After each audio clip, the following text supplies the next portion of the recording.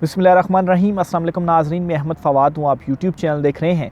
नाज़रीन, आज तारीख़ है 9 दिसंबर और दिन है सोमवार। कुछ एक्सक्लूसिव डिटेल्स हैं, इंपॉर्टेंट डेवलपमेंट्स हुई हैं, आपके साथ मैं तफ़सीलात शेयर करूँगा। सबसे पहले तो ये कि 26 नवंबर जो पाकिस्तान तहरीक इंसाफ की लाशें गिरी या लाशें छुपाई गईं, ये मामला, इस पर जो प्रेशर है वो मुसलसल बढ़ता जा रहा है।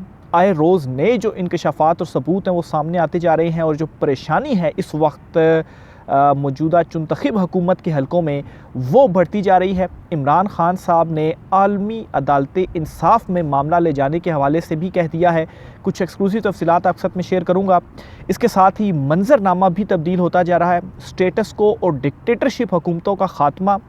साबिक जर्नेल भी बोल पड़े हैं कि अवामी जो राय है उसका एहतराम नागुज़ीर है, अदरवाइज़ आप सरहदों की हिफाजत नहीं कर सकते। इस पर भी कुछ तफसीलात आपके साथ में शेयर करूँगा।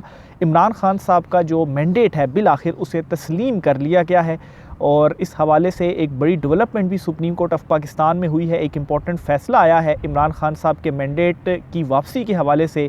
इस पर भी कुछ तफसीलात हैं, वो भी आपके साथ में शेयर करूँगा। आगे बढ़ने से पहले अगर आपने चैनल को सब्सक्राइब नहीं किया तो आपसे गुजारिश है कि चैनल को सब्सक्राइब कर लें। वीडियो अच्छी लगे तो इसे लाइक कीजिएगा और इसको शेयर भी ज़रूर कीजिएगा, क्योंकि हुकूमत ने सोशल मीडिया के ऊपर जो वैसे तो हक़ाइक़ छुपाने के लिए, अपनी मर्ज़ी की ख़बरें चलवाने के लिए इलेक्ट्रॉनिक मीडिया तो काबू किया हुआ है, प्रिंट मीडिया भी काबू किया हुआ है, लेकिन सोशल मीडिया को काबू करने के लिए फ़ायरवॉल इंस्टॉल कर दी गई है, जिसकी वजह से हमारी जो वीडियोज़ हैं उसकी रीच को कम किया गया। आप नाज़रीन तक ग्राउंड रियलिटीज़ ना पहुंच सकें, इमरान खान साहब का मैसेज ना पहुंच सके, तो ये फ़ायरवॉल इंस्टॉल की गई है। तो इसलिए आपसे गुजारिश है कि सब्सक्राइब, लाइक और शेयर इसको ज़रूर कीजिएगा, ताकि जो ये अपनी सी एक एफ़र्ट है हमारी, ये जो है वो आपकी साथ के साथ ही कामयाब हो सकेगी। पहली ख़बर तो मैं आपको शेयर करता चलूँ जी, सुप्रीम कोर्ट ऑफ पाकिस्तान से आदिल बाज़ई, जो कि पाकिस्तान तहरीक इंसाफ से उनका ताल्लुक़ है, और इनके साथ क्या कुछ नहीं हुआ, इनको तोड़ने के लिए इनके प्लाजे गिराए गए, दीगर सख्तियाँ भी इनके ऊपर की गई और फिर आखिर में इलेक्शन कमीशन ने इनके ख़िलाफ़ फ़ैसला एक दिया था और उस फ़ैसले में जी इनको डी-सीट कर दिया गया था। इन्होंने ये सुप्रीम कोर्ट ऑफ पाकिस्तान में चैलेंज किया और सुप्रीम कोर्ट ऑफ पाकिस्तान में जस्टिस मंसूर अली शाह जो हैं उनकी सरबराही में बेंच ने इस केस की समाअत की है और आदिल बाज़ई साहब को वापस बहाल कर दिया गया है बतौर MNA, और इलेक्शन कमीशन ऑफ पाकिस्तान का जो फ़ैसला है इसे मुअत्तल कर दिया है और जो नोटिस हैं वो भी जारी कर दिए हैं इलेक्शन कमीशन को, और इस पर जो जवाब तलबी है वो भी कर दी है। और आज की समाअत का जो इंटरेस्टिंग पहलू था वो ये था कि मखसूस नशिस्तों के मामले पर भी आज जस्टिस मंसूर अली शाह और जस्टिस आयशा मलिक जो हैं वो पहली मरतबा बोले हैं ओपन कोर्ट में। और इसमें हुआ ये कि मखसूस नशिस्तों के केस का हवाला दिया गया फ़ैसले का, कि देखें इस फ़ैसले में ये हुआ और उस हवाले के तहत आदिल बाज़ई की जो सीट है वो बहाल होनी चाहिए। तो इस पर जस्टिस मंसूर अली शाह ज़रा मुस्कुराए भी और जस्टिस आयशा मलिक, इन दोनों की जानिब से भी ये कहा गया कि आप जो है इस फ़ैसले का हवाला पेश कर रहे हैं तो क्या इस फ़ैसले के ऊपर इम्प्लीमेंट हुआ, क्योंकि ये मखसूस नशिस्तों का फ़ैसला जो था इसमें जो अक्सरियत थी वो जस्टिस मंसूर अली शाह और दीगर जो जजेस थे उन्होंने अक्सरियती फ़ैसला दिया था और उनके फ़ैसले के ऊपर अभी तक इम्प्लीमेंट नहीं हो सका। तो उन्होंने ये जो मुद्दा है वो उठाया कि इसके ऊपर इम्प्लीमेंट हो सका, तो बताया गया कि नहीं जी इम्प्लीमेंट तो नहीं हुआ। बहरहाल ज़्यादा तो इसके ऊपर बात नहीं हुई, सिर्फ इतना जो है वो मामला उठाया गया। लेकिन इसके साथ ही जो आदिल बाज़ई हैं बतौर MNA उनको बहाल किया गया और जो नोटिफिकेशन जो इलेक्शन कमीशन का फ़ैसला था इस फ़ैसले को मुअत्तल कर दिया गया है। तो एक तो जी ये बड़ी डेवलपमेंट हुई है। दूसरे नंबर पर जी फैसल वावड़ा साहब हैं। सबको मालूम है कि किसके वो माउथ पीस हैं, वो ख़ुद भी ओपनली बात करते हैं। और दूसरा, मुस्लिम लीग नून के अगेंस्ट काफ़ी उनके जो बयानात हैं वो आना शुरू हो गए हैं। लेकिन इन बयानात में अभी एक और बड़ा उनका बयान सामने आया और उसमें उन्होंने ये कहा है कि आगे बढ़ने के लिए इमरान खान साहब का मैंडेट तस्लीम किए बगैर कोई दूसरा ऑप्शन नहीं है। इमरान खान साहब का मैंडेट जो है इसे तस्लीम करना होगा और सबको मिलकर आगे जो है वो बढ़ना होगा। तो अब इमरान खान साहब के मैंडेट को तस्लीम करने की बात करना, मैंडेट तस्लीम करने का मतलब क्या है कि वाकई इमरान खान साहब को जो मैंडेट है वो चोरी हुआ, और फैसल वावड़ा की जानिब से ये बात करना मतलब है कि ताकतवर हलकों का भी ये पैगाम है और इमरान खान साहब को भी ये पैगाम भेजा गया कि ठीक है हम आपका मैंडेट भी तस्लीम कर लेते हैं। और ये जो इन दिनों बात हो रही है ना कौमी हुकूमत की, और मौलाना फजल रहमान भी अचानक से एक्टिव हुए हैं, तो ये यूँ नहीं हो रहा। इमरान खान साहब को भी ऑप्शंस दिए जा रहे हैं कि ये कौमी हुकूमत हम बना रहे हैं, इस हुकूमत में आप जो है वो हमारा साथ दें, इस हुकूमत को आप एक्सेप्ट करें और फिर उसके बाद हम 1-1.5 साल के बाद जो इलेक्शंस हैं वो करवा देंगे और इससे जो आपका मैंडेट है वो भी वापस हो जाएगा और आपका मैंडेट भी तस्लीम हो जाएगा। लेकिन खैर इमरान खान साहब कोई बच्चे नहीं हैं कि इस तरह से ये जो बातें की जा रही है और इमरान खान साहब जो हैं वो इन चीज़ों को मान लेंगे। इमरान खान साहब की जानिब से वाज़े इनकार है इन सारी चीज़ों के ऊपर, लेकिन एटलीस्ट ये कर दिया गया है कि अब ये ख़ुद बोल रहे हैं इमरान खान का मैंडेट चोरी हुआ है और इमरान खान साहब के मैंडेट को बिल आखिर इन्होंने तस्लीम भी खुद अब कर लिया है। तो एक ये साथ जो डेवलपमेंट थी वो हुई थी। अच्छा, इसके अलावा जी 26 नवंबर का जो मामला है इस पर भी आपको बताता चलूँ कि प्रेशर इस वक्त काफ़ी बढ़ता जा रहा है, ख़ास तौर पर जो आलमी प्रेशर है वो बढ़ता जा रहा है और बज़ाहिर हमने ये भी चीज़ें भी देखी कि कैसे इस्टेब्लिशमेंट हुकूमत और हुकूमत इस्टेब्लिशमेंट के ऊपर ये जो मलबा है वो डाल रही है कि ये सारा आपने किया, ये सारा आपने किया। वहाँ से बयानात आ रहे हैं जी कि नहीं, हम तो खाली जो इम्पोर्टेंट बिल्डिंग्स थी उनकी हिफाजत के लिए थे, बाकी तो हमने कुछ नहीं किया। और यहाँ से हुकूमत ये बयान दे रही है जी कि नहीं, आर्मी चीफ़ और जो एजेंसी है उनकी मुकम्मल मदद और मुआवनत हासिल थी। एक दूसरे के ऊपर मलबा जो है वो डाला गया, इस चीज़ के ऊपर काफ़ी नाराज़गी भी हुई। लेकिन दूसरी तरफ फिर जब PTI जो है उन्होंने ये चीज़ तो कंफर्म कर दी कि 12 जो लाशें हैं वो गिरी हैं और उनको जो है वो ऐसी स्ट्रेट फायर करके उनकी जो शहादत है वो हुई। हालांकि PTI भी इस मुद्दे को उस तरह से नहीं उठा रही। इमरान खान साहब ने कहा भी है कि FIR दर्ज करवाएं, लेकिन अभी तक FIR दर्ज नहीं करवाई गई। बहरहाल जी, शेख वकास अकरम और अलीमा खान साहिबा इन्होंने एक और बड़ा जो इंकशाफ है वो किया और उन्होंने कहा है कि हमारे जो 200 लोग हैं, 200 कारकुनान हैं, वो गायब हैं, उनका कोई पता नहीं कि वो कहाँ पर है। अब 200 लोगों के गायब होने का मतलब क्या है?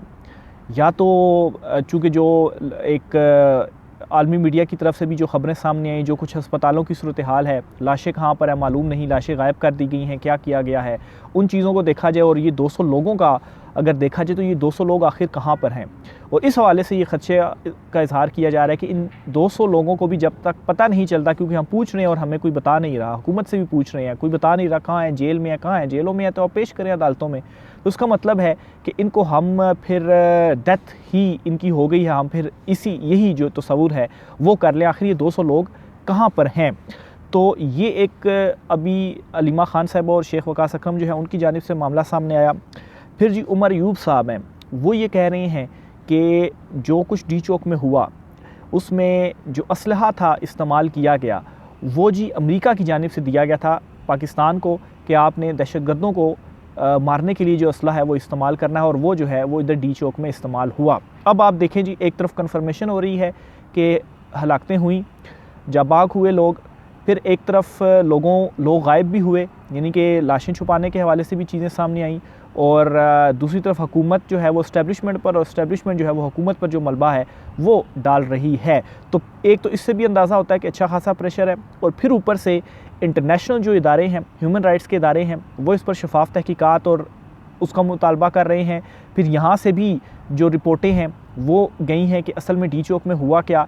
फिर इस हुकूमत पर भी अदम एतमाद का इजहार किया जा रहा है दूसरे ममालिक के सफ़ीरों की जानिब से, और ये कहा जा रहा है कि इन्होंने हमें खुद बुलाकर ब्रीफ़ किया जी कि कुछ भी नहीं हुआ, सब प्रोपेगेंडा किया जा रहा है, लेकिन हमें इनकी बातों से इत्तफ़ाक़ ही नहीं है, एक लफ्ज़ से इन इत्तफ़ाक़ नहीं है।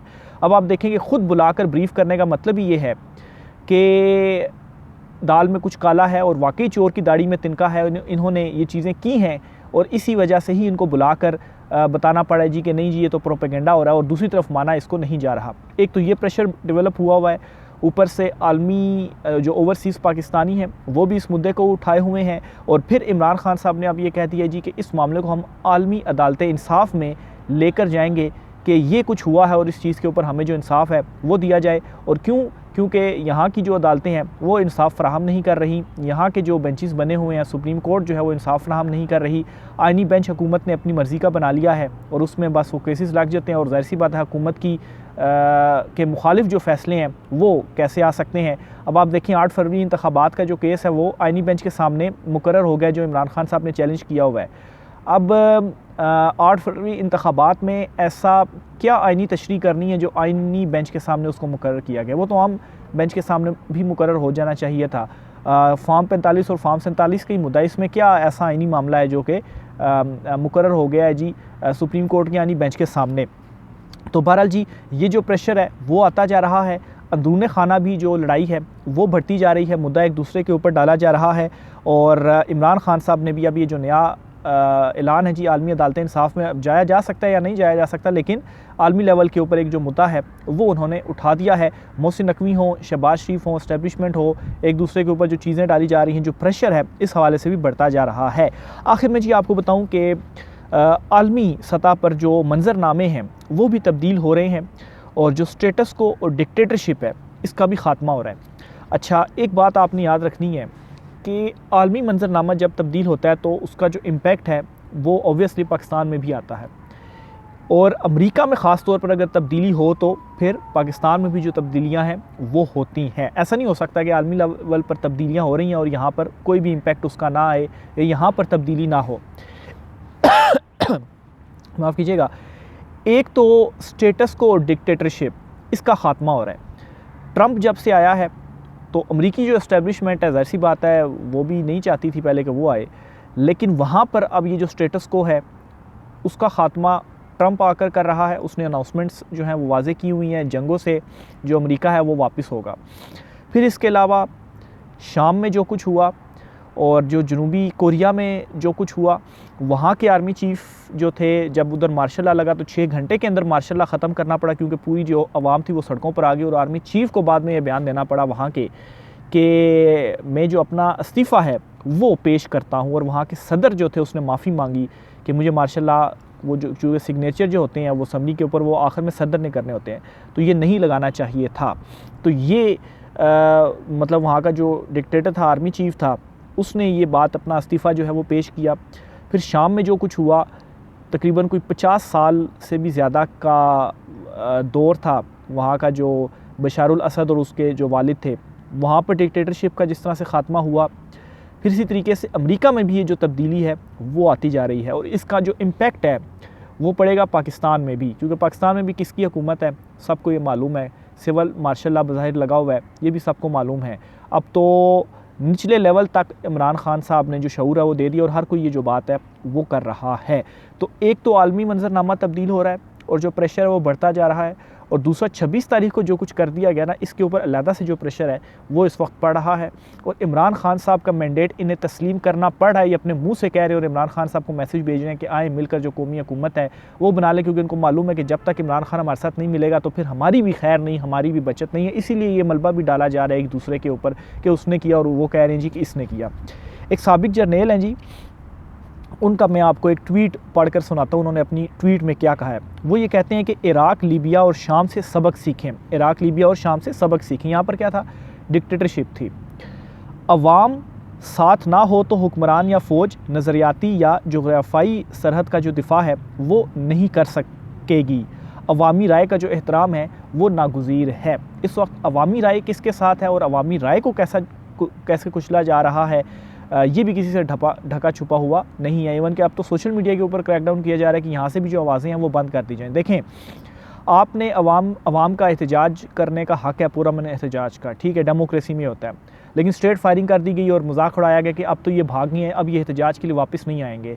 यानी कि अवाम के अंदर जो गुस्सा था, अवाम की जो राय थी, एहतजाज, पुरअमन एहतजाज के ज़रिए वो जो है वो उसको निकाल रहे थे, तो उससे रोका गया, अवाम को फायर किया गया और ठाटे मारे गए कि अब ये वापस नहीं आएंगे। लेकिन उससे हुआ क्या कि रुख दूसरी तरफ मुड़ गया, लेकिन वो जो एहतजाज था वो ख़त्म नहीं हुआ। रुख किस तरफ मुड़ गया? रुख मुड़ गया जी बाइकआउट की तरफ, यानी कि जो फौजी प्रोडक्ट्स की बाइकआउट की कैंपेन इस वक्त चल रही है।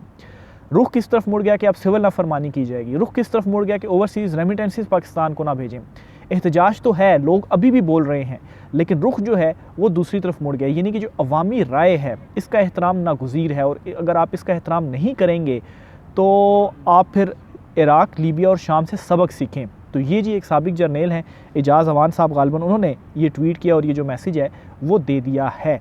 और दूसरी तरफ भी इमरान खान साहब से राब्ते तेज़ हो गए हैं, लेकिन इमरान खान साहब का तो इक़्तिदार मसला ही नहीं है। इमरान खान साहब ने तो एक बात कही है कि हकीकी आज़ादी के लिए जो जंग है वो लड़ रहा हूँ, और जो जिसका काम है वो करे। पॉलिटिक्स उनका काम नहीं है, उसमें मुदाखलत उनका काम नहीं है, तो उनको वो नहीं करनी चाहिए। जो उनका काम है वो करना चाहिए। और ये जी सारे मामलात हो रहे हैं इमरान खान साहब के हक़ में, जो चीज़ें हैं वो भी जा रही हैं। देखें 20 जनवरी तक मामलात जो हैं वो क्या रुख इख्तियार करते हैं, क्योंकि 20 जनवरी को ट्रंप की जानिब से जो हल्फ है वो भी लिया जाना है। तो ये जो दिन है बड़े इंपॉर्टेंट है। राय का इज़हार कीजिएगा। आज की व्लॉग से इतना ही, इजाज़त दीजिए, अल्लाह हाफ़िज़।